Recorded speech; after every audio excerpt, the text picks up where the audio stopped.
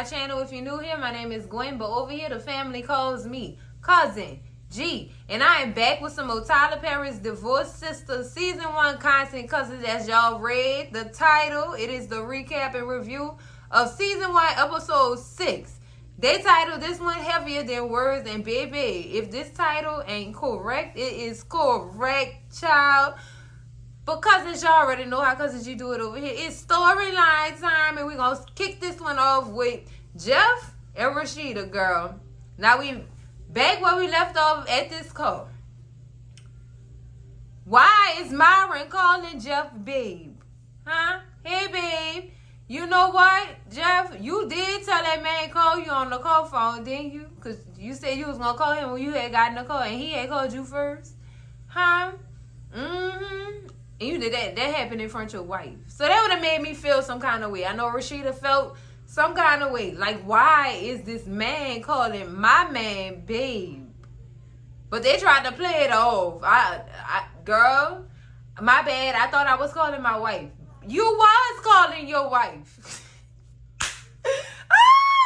Girl, you know. Why would you do something like that? Yay! Yay! You made a mistake? You made a mistake?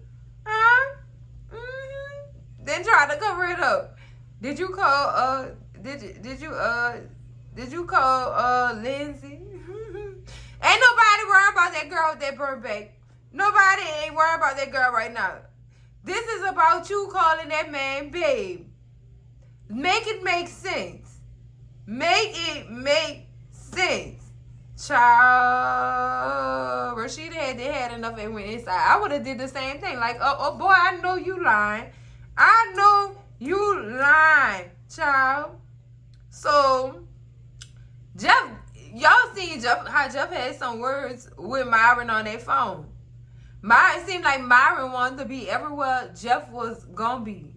That's what it was giving. He wanted to be holding that man's pocket, walking side by side. That's what it was giving. You going to the hospital? I'll come with you. I'm going to meet you there. When you coming to the church, I'm going to be there. All right, Myron. All right. At one point, it seemed like Jeff was getting irritated that Myron was just trying to be up under him so much. I was feeling some type of way too. Like, why you got to be everywhere I got to be? Why? Like, why? What is... What that's gonna do for me? Girl, it was giving fresh teenage love affair. That's what it was giving, cousins. I'm calling it. Now, he might have said that he wasn't checking for Myron, but baby, Myron definitely checking for him. Baby. Mm-hmm. Yeah. So, it's when he said in that call, he prayed for his wife and his marriage. He didn't know what was going on. He didn't know why she was so upset about being left in the cold. But after he finished praying, Tiffany called him, and Tiffany spilled the tea as to why Rashida felt a way about the door not being open for her. And also told Jeff not to tell her that she told him. Now, you know that man gonna go say something. Now, the story is Rashida, back in college, was dating this dude who was a part of a fraternity. And, you know, she thought she was in love with the dude or whatever. And one night, they was making out, and then they get a knock at the door, and his friends won't come join the party. And, baby, they come in, they lock the door, and they don't want to open the door for this girl to get out. They gang rape her. Take turns with her. They did not want to let her out at all. That's traumatizing. I see why that girl stayed in that doggone car the way she did. She has some undealt with issues herself. Why she trying to counsel everybody else? Since you got to deal with that issue right there. You got to get some counseling for that. Help yourself before you try to help somebody else, sis. Please. Please. Help yourself. Because, girl, cut the grass in your yard before you go in somebody else's yard trying to cut theirs. That's what you're supposed to do, cousin. Girl, I felt sorry for her. I did, because that's horrible. That's horrible to go through. That is something horrible to go through and live with. It don't seem like she got the proper help for it either. If she still easily triggered by that. Now, cousin, he feels some type of way. Now he feels some type of way. You know what I'm saying? And he does go in the house and he apologizes to her and all that different kind of stuff. But also with these two, girl, I'm feeling at this point like Jeff is jealous of his wife. Because he admit his insecurities in these scenes too. About how Rashida book doing better than his, and when she preach, she bring a crowd, and how he don't, and how he feeling some type of way, and his insecurity is why he be pushing her off and putting her on the back burner every time, because he trying to deal with his stuff too, and this, that, and the other. But go ahead somewhere. How is you jealous of your wife? Please make that make sense. How are you jealous of your wife? Yeah, I don't understand. How is you jealous of your own wife? You jealous because her book doing better than yours? You jealous because she preached better than you? I'm not understanding that. First of all, y'all married, y'all one. Y'all are one. Why do you even have room to be jealous of her if y'all in this together? Yeah, somebody he got to deal with. Yeah, I get that, but you jealous of your wife? You a pastor, dog, and you don't understand the concept of marriage and y'all being one. Why does that leave space for you to be jealous of your wife? You should be proud of her, not putting her on the back burner like you do. Talking about something, the 3 sermons is getting something. He don't know how much more he can do. You the one want the new church building. You keep doing it. Keep doing it. Well, you gonna leave me? Leave you for what? For what? Why am I leaving you? Why are you scared that I'm gonna leave you? You scared that if I leave you, them church people gonna go with me? Huh? You scared your image is gonna be messed up? Your image already done got messed up with this man calling you babe. That's a problem for me. I'm sorry. I'm never gonna see you.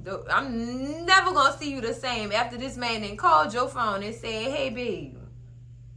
I'm never gonna see you the same. Never. I'm not gonna see you the same at all.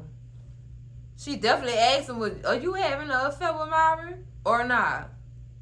No, I swear on my kids. Really? That's your go-to? You swearing on your kids? That's your go-to?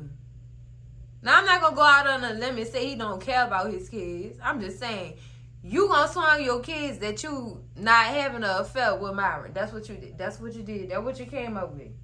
That's what you came up with. I'm serious. And plus, there's women in the church that I'm attracted to, too. Now, you went too far. Now you're trying to prove that you're not playing for the other team. You went too far. Now you telling your woman all these names of these women that you find attractive in the church house. But I don't have eyes for them. I only have eyes for you. But you looking at them to feel attracted, my ninja. For real? For real? You serious? You serious? Are you? Are you serious? Child, I'm sorry. I'm not believing it. I'm not believing it, and I'm gonna tell y'all why later on in this review. Cause Jeff, I don't know who you're playing with, Jeff. Cousins, I grew up in New Orleans. I know what it looked like. I know exactly what it looked like. Trust me, I know. I grew up around this. I know what it looked like. So Jeff, you lying. You lying, Jeff. You lying. Yeah, he lying, cousins. He lying. All these apologies and stuff like that. Oh no. I think we should still ride to the church together. You trying to protect your image because I didn't figure you out? And she, honestly, because I think she fell for it. She did, girl. Child. Look, then come back with all the compliments. You know you look good at that banquet. Boy, go sit down. Myron looked good at that banquet too with that jacket. He looked good too, didn't he? Jeff, you not slide with me. You not getting past me with that. You not. Oh, girl, he not getting past me with that, cousins. If y'all falling for this, I salute y'all, but no, cousin G not falling for this. Like I told y'all, I grew up around this. Yeah, he definitely having an affair with Myron. I don't care. I don't care what he said. I didn't already seen what I needed to see to clarify what I needed to know about what you doing with that man. You cannot tell me no different. You can't change my mind either. You can't. You cannot. Child. He do bring up the frat party and them frat dudes and all that whole situation to her, and he consoles her, he hugs her, he said, I'm never gonna ever not open the door for you. That was romantic, but Jeff, I'm still on your ass because I'm not stupid. You may have played that woman, but I already knew. Talking about something, yeah. And the only reason why I found that out is because Tiff called me after I finished praying, and I took that as a sign from God. It could have been a sign from God, but at the same time, the sign from you I got is that you playing in somebody else's man bedroom. That's what I heard. Okay, Jeff? I'm not cousins. Y'all can't make me believe otherwise. Y'all can't, because It points to that. It points to that, and I wonder where her head at right now with that. I wonder where her head is gonna be at. For real. It's gonna make her feel like she not good enough because you had to run to a man to get affection. That would make any woman feel like she not good enough. I'm just saying, cousins, I'm speaking as a married woman. That would make any woman feel like she's not good enough. Okay? Either married or single in a relationship, that would make you feel like you're not good enough. Because you play, you dabbling in other sands while you in my sandbox. Ooh! Oh my God. Whoo, girl, this deep. This deep, cousins. Oh my goodness. Oh, girl. Now let's move on to this next storyline with Rashida. With Geneva. Geneva and her comings and goings, girl. Geneva is following Miss Houston and her co-cousin. She followed this woman to this yoga studio, cousin. Talking about something she just want to see where she gonna go. End up going in the doggone yoga studio, introducing herself as Anika's mom, Maddie's friend. Exchanging numbers for a potential play date with the two best friends or whatever, and also asking, "Oh, do you have my husband's number too?" No, I don't have your husband's number. See how Geneva played that off? Geneva took that phone, put it on record after they finished exchanging numbers. And Miss Houston had her head down. Geneva put that phone on record and left her phone right there in that doggone tree to listen in on what she was going to do after she left up out of the premises. She gave it some time, when sat in her car, smoked her little Joe, and went back in. And said she forgot her phone.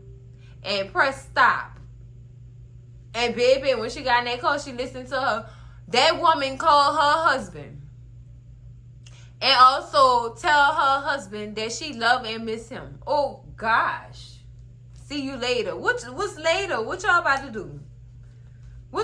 do? And that's me speaking as a woman who didn't cheat. Now, see, I don't think Geneva have room. I don't. She don't. Because she did already played in them sands with Javon. Sweetheart, you have no room. Like this is a lose-lose battle. You cheated. William is cheating. Y'all marriage over. It's over. Ain't no fingers to point. No blame to place. Y'all doing this to each other, girl. And William don't even know that she knew yet. And I wonder how she gonna confront him. She's trying so hard, cousins. She's trying so hard to catch William in a bind when her ass been in a bind. And the bind didn't show back up to her doorstep. And girl, it makes no sense to me. Like, what are you getting at? Why are you doing this? How you gonna feel? How are you feeling after that? Like, I don't understand. I don't. I really been caught in a trap. I've been caught in a trap with this one because both of y'all wrong. Huh? Both of y'all is wrong, cousin. Both of y'all wrong. So you going to try to trap and catch him in his dirt? Is irrelevant. Take your lick. Now you feel hurt. And this man has yet to have grasped the information on you cheating on him 5 years and 11 months ago. Oh, girl, for real. Like, sis, sis, take your lick. That's your karma. Now your husband cheating on you and you hurt. And now your side then came back and he getting with your friend and you really hurt. That's why she really hurt. She really hurt because of that. And I'm glad Rashida asked her, like, what's next? After you catch him cheating, like, what you gonna do after that? She just kept hitting her with them after that. What you gonna do? After that, what you gonna do, Geneva? What is you gonna do, girl? Her best bet is to tell her friend about the affair that she had with Javon and what Javon is really trying to do. That's her best bet. Because it's showing. And Tiffany is picking up on it, cousins. She picking up on something. And it seems like Tiffany she is a very curious individual, baby. And if Tiffany wants some answers, she gonna ask questions to get them answers, baby. She gonna ask them questions. So, her Geneva best bet is to tell Tiffany about the affair she had with Javon. That's her best bet. Instead of worrying about her friend messing with this man, tell your friend the truth, sis. Tell her the truth, because at the end of the day, it's going to be up to her to mess with him or not. That's going to be her decision to make, not yours. Not yours. Talking about something. I got to catch up before they get too intimate, because that man, she started talking about the man's size and everything. That I never felt that. I never had a bag that big before. Bye, Geneva. Bye, girl. Oh, my goodness. Oh, girl. Oh, my goodness. She worried about him and Tiff having coloring sessions because of his size. You want that, sis? Huh? Said Javon driving her crazy with what he doing. And I think he know what he doing. Which leads me back to the next storyline with Tiffany and Javon. Now, William's so stupid. He gullible, girl, and naive. He's so stupid. Why would you suggest that this man move into the house next door to y'all? Why? Huh? That's what's leading me to think that William knows something about the whole thing that went down between Javon and Geneva back in the day. Because it's like you trying to torture your wife by pushing the side dude onto her friend to drive her crazy. We'll see him with another woman. Or to keep him off his woman. Child. Ooh, girl. Ooh. But not the house next door, William. Girl, I'm done. For Geneva to walk outside and see him just standing there. Girl, this is just crazy. It's crazy. My goodness. Now, Tiffany, he with buying this house or renting this house out, he had to call a realtor and ask that Tiffany show him the house. But why you was doing that, William? What you was trying to do in that house while she was showing it to you? Huh? You and your third leg, William. I mean, you and your third leg, Javon. Why? Girl, why? And they just flirting outside the house when she's supposed to be showing it to him? Child, this is crazy. This crazy. I see why Geneva going crazy. I see why. It's hurting her. And I think she's still in love with Javon, cousins. That's why I say this situation messy. This situation is messy. I think she's still in love with that man. The plan was for her to leave William and him to leave his wife, and they could be together. But it didn't go that way. Child, this some heated stuff right here, girl. No, girl. That's nasty right there. Cousin, that's nasty. It's just crazy to me. The only party that have a right to be mad in this situation is Tiffany. Because y'all playing on her top. Y'all playing y'all games with her in the middle. That's going to drive her crazy. Now, I said before, Geneva needs to just tell Tiffany about the affair that happened 5 years and 11 months ago. Just tell her so that she can know how to tread going forward with this man if she chooses to. Because it seemed like she really hit it off with him. But he wanted them. Cousins, he wanted them. Them words. Child. They was right about this.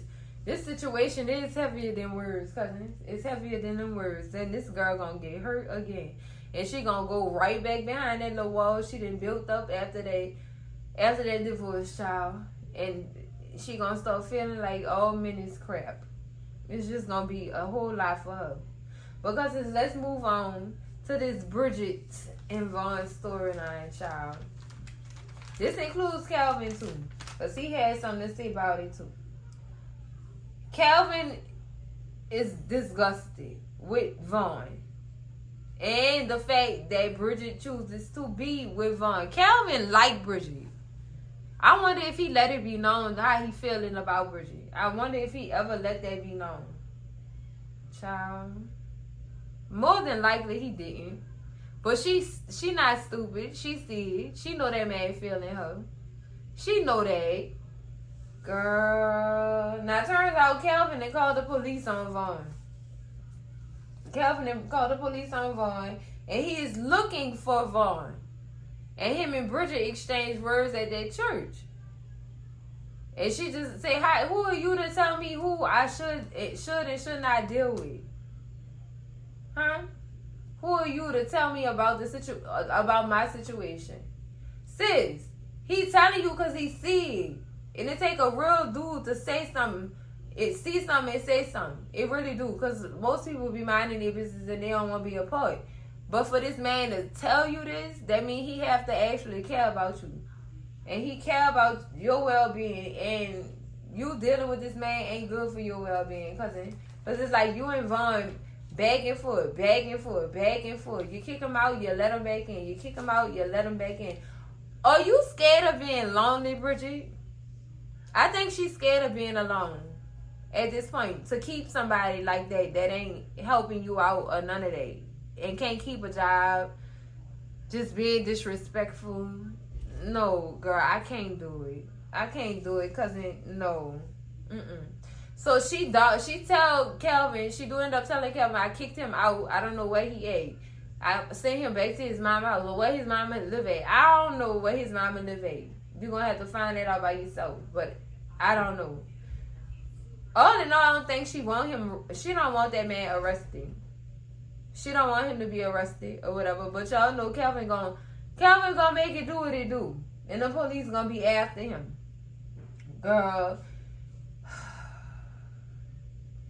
Everybody is just in disbelief at this point that Vaughn could be violent like that. I guess he didn't seem like that. Or he never showed those actions around Bridget. But, child. It's like everybody telling her to leave this little boy alone. That he's not good for her. And she not listening. She gonna do her own thing. But she did put him out. She put him out. That's fine. That's fine and dandy. Let's send him back to his mama. Now, turns out his mama ain't want him at her house either. She was tired of him too. It's given she shipped him over to the next highest bidder. That's what it's giving. She don't want that man in her house. She don't want her grown ass son in her house. And I don't blame sis at all, cousins. I really don't. Cause why? And so he called her, threatening to take himself out. And I call this the ultimate manipulation. Now, I don't know if it happened or not. I honestly, cousin, I believe that it was manipulation. He was using a manipulation tactic. I love you. Ain't nobody gonna love you like me. And you just gonna me out. I don't have nobody else. And since I can't be with since I can't be with you, I don't know what he just was spitting a whole bunch of BS to me. I'm sorry, cousins. I have a high dislike for men who manipulate women. I have a high dislike for them. I don't know if he took himself out or not. I believe he just shot out the window. I believe he definitely shot out the window. No. If he did do that, Lord have mercy, help all them people who heard all that. Help them. But I don't believe he did that. That's the cliffhanger right there. I don't believe he did that. I don't believe he took himself out. Even Jeff talking to him didn't stop him. Honestly, cousins, like I said, I don't believe he took himself out. I believe he shot out the window to scare her. Because he knows she care that much. He knows she still love him. She love him. She do. She love him. But it's easy to manipulate her because he know that she don't want to be alone. He could sense that. The manipulators can sense that. They really can. I couldn't. Stop calling my phone. Please. Stop calling me. Once I put you out, don't call me. I'm in black and myself so I can forget about the thought of you. Okay? Alright. I know that's harsh. But cousins, these men who manipulate gets under my skin. I don't like them. I don't like them at all. I don't. But do I believe people should go about it this way? No, I don't believe that. Don't do nothing like that. You could traumatize somebody. And I believe he trying to traumatize this girl. That's what I believe, cousins, because he can't get his way. He acting like a damn child. That's what's going on. Child, for him to sit in that car with them fake tears, girl, that's probably why I didn't believe him. Because fake ass crying and then seriousness. Then fake ass crying, then seriousness. I didn't believe him. I didn't. You can't. You can't do it. Not to me. I see past all of it. I do. Like, you can't do that. But, cause he took it there. He took it there. And that's what we're left at with this cliffhanger. Or whether or not he really actually took himself out. I don't believe he did. If he did, God rest his soul. God rest his soul. Girl, that's too much. Too much. Because that's it for the recap and review of Divorced Sistas Season 1, Episode 6. Heavier than words, child. Whew. Oh my goodness. Jeff, come out the closet, dog. I'm tired of this. Already, I'm tired. We ain't even made it to 7 yet. Girl, I'm tired. Because that's it for the recap and review. Make sure y'all like, comment, and subscribe. And I'm going to see y'all in the next video. Cousins, love y'all. Bye.